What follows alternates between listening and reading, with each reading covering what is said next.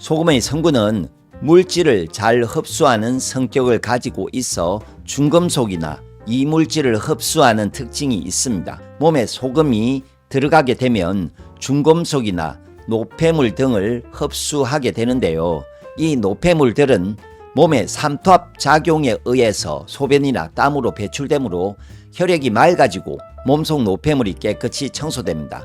또한 인체에서 물, 단백질, 소금 이렇게 세 가지 중 한 가지만 부족해도 몸에서는 히스타민이라는 신경 전달 물질이 분비되어서 체액 균형을 맞추려고 합니다. 소금이 부족할 때에도 히스타민 물질이 분비되는데요. 혈액 속에 있는 히스타민이 많아지게 되면 면역 기능이 매우 높아져 여러 가지 자가 면역 질환이 생길 수가 있습니다. 그래서 대표적으로 나타나는 증상은 두통, 저혈압, 부정맥 등이며 이 증상이 심해지면 아토피, 갑상선 질환, 루마티스, 루퍼스 등에 걸릴 수가 있습니다. 이는 너무 걱정이 많은 것이라고 할 수가 있습니다. 우리 몸은 삼투압 작용을 하기 때문에 소금과 물의 균형을 자동으로 맞추는데 소금과 물을 함께 먹으면 과다 섭취한 소금은 당연히 소변과 땀으로 배출됩니다. 부족한 것이 문제지 넘치는 것은 배출이 됩니다. 쉽게 축적이 되지 않습니다. 이때 배출되는 소변이나 땀은 소금이 흡수한 독소와 노폐물이 포함된 것이지요.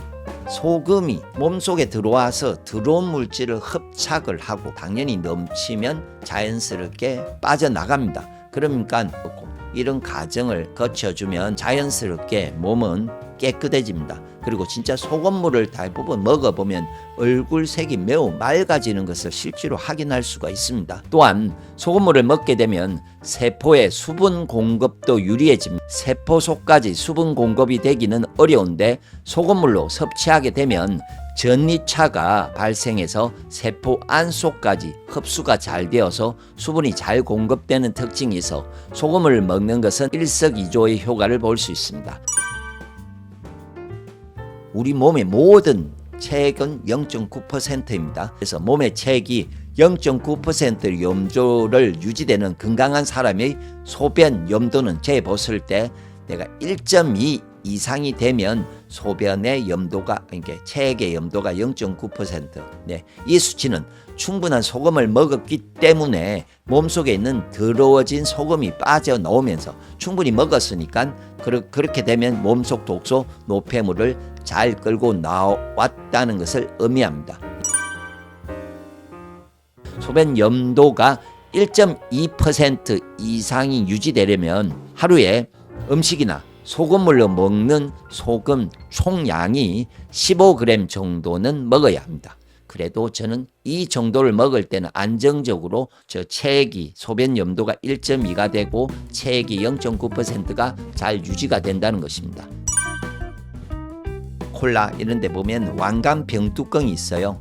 예, 그것에다가 깎아서 소금을 담으면 3g입니다. 그러면 물을 어떻게 350ml에 넣으면 0.9%의 소금물이 됩니다. 네, 그러면 그것을 맛을 보고 간간한 맛을 기억하셨다가 매일 재지 않고 그 맛을 먹으면 됩니다. 그리고 소금물이 좀 맛있으려면 따뜻하면 뜨거울 때 차처럼 넣어서 먹으면 참 소금물이 맛있습니다.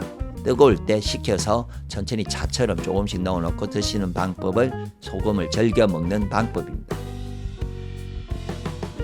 1000도 이상의 용융로에서 녹인 소금을 말합니다.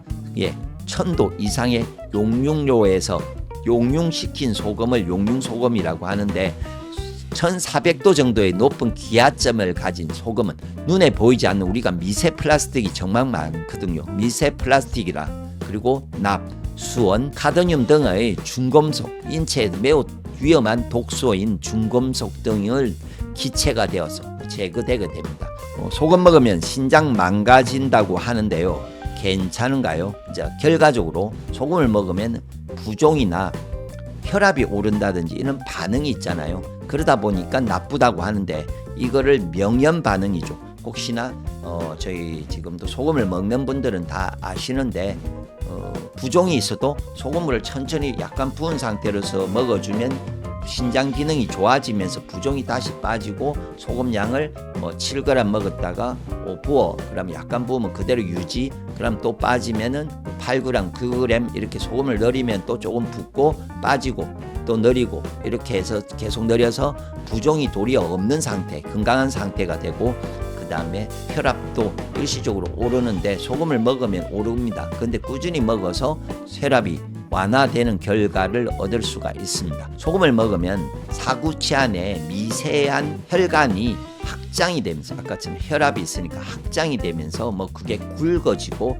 거칠어지고 그래서 탄력을 잃어서 뭐 신장이 망가진다 뭐 이런 말을 하는데 어떻게 확장이 우리가 그러면 운동을 하고 과도하게 뛰고 이러면 혈관이 많이 확장되잖아요. 그렇다고 해서 이 미세혈관이 손상되지는 않거든요. 그 정도에서 신장만 있냐고요. 눈에도 매우 미세한 미세혈관이 있고 손과 발에도 매우 미세한 미세혈관들이 온몸에는 미세한 혈관들이 많습니다. 근데 굳이 다른 데는 문제가 없는데 신장만 문제가 있다. 뭐 이런 식으로 이야기를 하는데 의학 말고요. 생리학적으로 인간의 생리를 공부하는 생리학적으로 봤을 때는 전혀 근거가 없습니다. 그리고 아마 뭐 드셔보시면 아는데 일단은 소금을 조금 늘여 보십시오. 늘여 보시면 소변도 좋아지고 신장도 좋아지는 느낌, 피로도 없어지고 이런 여러 가지가 개선될 겁니다. 너무 걱정되시면 그냥 1g 단위로 그냥 늘여 보셔도 되잖아요. 내가 1g만 더 먹어보고 별일 없으면 2g을 먹고 별일 없으면 3g을 먹고 이런 식으로 그걸 소금 물에다가 타서 드셔보면 되지 않을까 싶습니다.